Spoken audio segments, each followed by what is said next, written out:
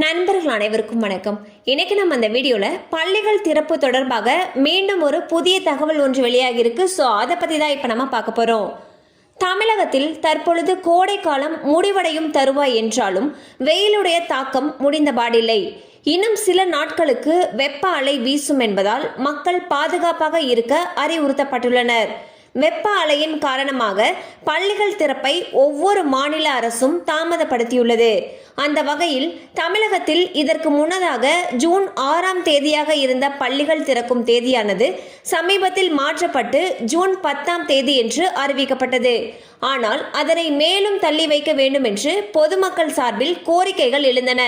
இந்நிலையில் பன்னீர்செல்வம் அவர்கள் பள்ளிகள் திறப்பை ஜூன் 10ஆம் தேதியிலிருந்து ஜூன் 3ஆம் வாரத்திற்கு மாற்ற வேண்டும் என்று கோரிக்கை வைத்துள்ளார். ஸோ பாத்தீங்கன்னா தமிழகத்தை பொறுத்த வரைக்கும் வெப்ப அலையின் காரணமாக பள்ளிகள் திறக்கும் தேதியானது ஜூன் 6ஆம் தேதியிலிருந்து ஜூன் 10ஆம் தேதிக்கு மாற்றம் செய்யப்பட்டிருக்கு. இந்நிலையில் இந்த பள்ளிகள் திறக்கக்கூடிய தேதியை மேலும் சில நாட்களுக்கு ஒத்தி வைக்கணும் என்று பொதுமக்கள் சார்பில் கோரிக்கைகள் எழுந்துள்ளன.